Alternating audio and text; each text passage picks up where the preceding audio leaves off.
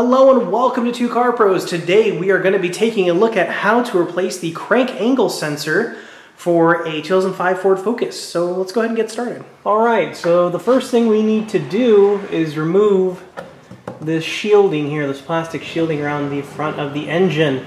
And it looks like it is held on with this 10mm bolt and another bolt you can't see just yet. And the other 10mm bolt is right up here. Kind of hard to get to. I'm using a ratcheting wrench, but normal wrench will work. You want to brace the shield with the other hand while you're doing this because it's going to fall as soon as you remove this bolt. There we go, there's the bolt, and here comes the shield.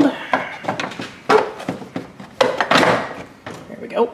The next step here is to unplug the crankshaft positioning sensor. So I push down on the safety here with my pointer finger, move back the connector with a small implement here. Make sure it clears the connector, just like that. And then we can move on to these two 8mm bolts and remove those, and the sensor will come along with it. Okay, and now we can remove bolts here that hold the sensor in place.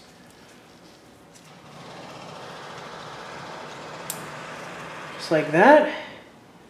It comes loose. So we can take our new sensor out of the box here. It's a DY8888. And this is what it looks like compared to our old unit here. They're exactly the same, so we can replace it. We can reinstall our sensor here.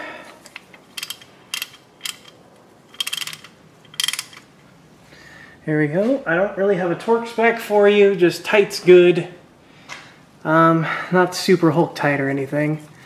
And then we can re-plug it back in on this electrical connector. You just push it straight on. Just like that, and you're good to go. Okay, we can tighten those two bolts. Those 10 mils we removed earlier. I don't have a torque spec for you. You're just gonna have to use your better judgment. It's a 10mm bolt, so not a ton of force. A medium amount's probably good. So that concludes how to change a crank angle sensor for a 2005 Ford Focus. This was something that was fairly easy and anybody could do it in a garage type situation with two tools, and when you're taking the sensor out you don't actually even need to remove the passenger side wheel, just turn it all the way to the right lock on the steering wheel and you're good to go. Thank you so much for watching. Make sure you're subscribed and I'll see you next time.